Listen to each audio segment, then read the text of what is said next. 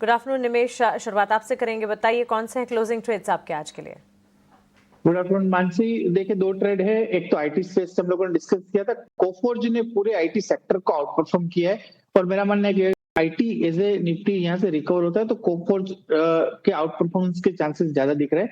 तो कोफोर्ज में यहाँ से बाय रिकमेंड करता हूँ। मेरा मानना है कि नीचे की तरफ 1710 का एक स्टॉप लॉस लगा के कोफोर्ज के अंदर बाय करना चाहिए। स्टॉक एक स्ट्रॉन्ग सपोर्ट एरिया के आसपास 100 डेज की एवरेज के आसपास ट्रेड कर रहा है और यहाँ से ट्रेंड रिवर्सल भी दिखा रहा है। और ऊपर में मेरा मानना है कि ऊपर में 1790 तक के टारगेट मिनिमम कोफोर्ज के अंदर देखने को मिल सकते हैं।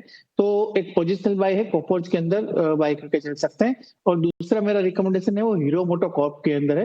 स्टॉक काफी टाइम से एक रेंज के अंदर कंसोलिडेट कर रहा है और अगर आप डेली चार्ट्स के ऊपर देखिए तो एक reverse head and shoulder pattern का फॉर्मेशन भी बन रहा है। मेरा मानना है कि स्टॉक जिस तरह से आज हम लोगों ने एक अच्छा वॉल्यूम देखा है और जिस तरह से स्टॉक के अंदर रिकवरी देखी है, ऊपर में 4500 का एक माइनर रेजिस्टेंस एरिया है, वो ब्रेकआउट होने के चांसेस ज्यादा दिख रहे हैं और स्टॉक यहाँ से आउट परफॉर्मेंस के चांसेस ज्यादा दिख रहे हैं। तो हीरो मोटो कॉर्प के अंदर में 4410 के स्टॉप लॉस से बाय रिकमेंड करता हूँ। ऊपर मेरा मानना है कि 4700 तक के लेवल शॉर्ट टर्म में देखने को मिल सकते हैं।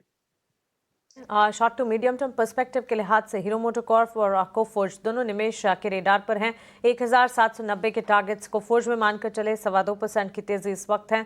1790 फर्दर अपसाइड दिख सकती है। 1710 का स्टॉप लॉस लगाएगा और साथ ही हीरो मोटोकॉर्प 4700 तक जाने का भी दमखम रखता है। 4410 के स्टॉप लॉस को मेंटेन कीजिएगा। 4% की तेजी यहां से और तेजी नजर आ सकती है।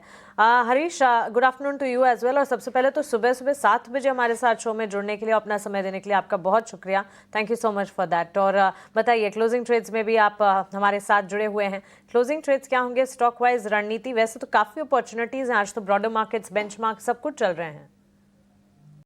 गुड आफ्टरनून मानसी जी। बिल्कुल, थैंक यू वंस अगेन। अगर देखा है तो मार्केट्स में बिल्कुल देखा है तो ब्रॉडर पर्सपेक्टिव से भी अच्छा खासा मोमेंटम दिखाई दे रहा है और नीचे लेवल से बहुत सारे स्टॉक्स में शॉर्ट कवरिंग भी का रैली भी देखने मिल रहा है। मुझे लग रहा है कि इसमें में दो स्टॉक्स मेरे रडार, एक बाई, दोनों बाई का ही स्टॉक्स है। और पहला स्टॉक है ग्रासिम। अगर ग्रासिम देखा है तो पिछले कुछ दिनों के वीकनेस में भी बावजूद स्टॉक कंसोलिडेट कर रहा था। एक हायर टॉप पर बॉटम इंटैक्ट रखा हुआ है स्टॉक प्राइस और आज के ट्रेडिंग सेशन में जो ट्रेंड लाइन का रेजिस्टेंस है वो ब्रेकआउट दे चुका है।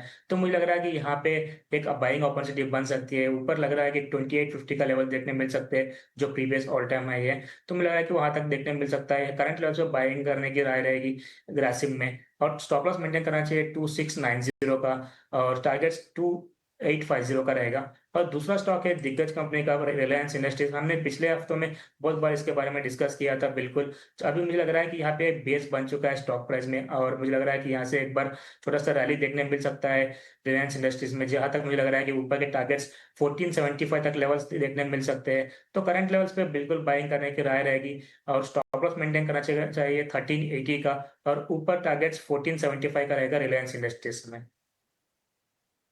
पोजिशनरी रेंज पे नज़र ज़रूर रखेंगे। टारगेट प्राइस 1475 का, स्टॉप लॉस 1380 का। और इंटरेस्टिंगली इनका एजीएम 25 दिन के बाद आने वाला है और भी अगर कुछ पॉजिटिव न्यूज़ फ्लो आती है तो स्टॉक पे और अच्छी रिएक्शन देखने मिल सकती है। दूसरा ब्रेक ग्रासिम इंडस्ट्रीज है। लेकिन चलिए अब